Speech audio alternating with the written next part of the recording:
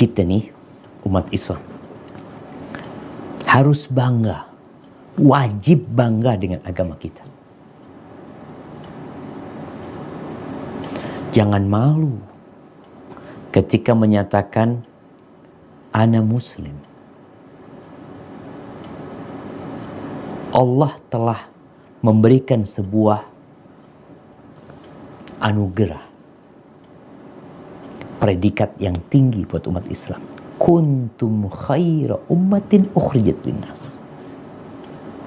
Kalian adalah umat terbaik, generasi terindah, yang termulia, yang dilahirkan untuk umat manusia. Jadi sejak zamannya Nabi Adam alaihissalam, melewati Nabi Nuh alaihissalam, melewati Nabi Ibrahim, kemudian sampai ke Nabi Musa, sampai ke Nabi Isa alaihissalam, yang terbaik di antara semua umat sampai ke hari kiamat, umat Islam. Kata siapa? Kata Allah Azza wa Jalla. Cuma jangan lupa dengan tugas kalian. Semakin tinggi kemuliaan, semakin besar tanggung jawab yang diemban. Apa tugasnya? Ta'muruna bil ma'ruf. Kalian memerintahkan kepada kebaikan. Wa tanhauna 'anil munkar. Kalian mencegah kemungkaran. Dan kalian beriman kepada Allah Azza wa Jalla. Allah menyebutkan tentang ahlul kitab, tentang orang-orang Yahudi, umat sebelum kita, tentang umat-umat Nasrani, umat sebelum kita. Bagaimana kondisi mereka? Mereka nggak mau beriman. Dan sebagian mereka dilaknat. Lu'inal ladzina kafaru min ahlil kitab ala lisani Dawud wa Isa bin Maryam. Dilaknat tuh orang-orang Yahudi dan orang-orang Nasrani. Di atas lisannya Nabi Daud dan Nabi Isa, putranya Maryam. Apa yang mereka lakukan? Mereka itu tidak mencegah kemungkaran yang terjadi di antara mereka. Ada pembiaran, dibiarkan.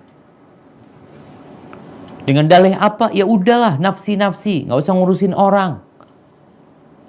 Engkau bukan apa-apaku, urusin dirimu sendiri. Kita tuh umat terbaik. Nggak mungkin kita membiarkan kemungkaran. Ahibati fillah, dalam hadis riwayat Imam Muslim, Rasulullah sallallahu alaihi wasallam bersabda, "Man ra'a minkum munkaran falyughayyirhu biyadihi." Barang siapa di antara kalian melihat kemungkaran, hendaklah dia merubah dengan tangannya. Ingat, siapa saja, mau laki mau perempuan, mau bapak mau anak, ketika melihat kemungkaran, maka hendaklah dia merubah dengan tangannya. Ini untuk orang-orang yang punya kekuasaan. Dia mampu merubah dengan tangan. Fa in lam yastati', nggak bisa dia merubah kemungkaran dengan tangannya karena keterbatasan dia. Dia nggak berkuasa. Bahkan kalau dia mengingkari dengan tangannya, akan terjadi keributan dan kerusakan nantinya. Maka mengingkari dengan lisannya. Lisan. Nggak mampu dengan lisannya. Karena satu dan lain hal, dia nggak bisa merubah dengan lisannya.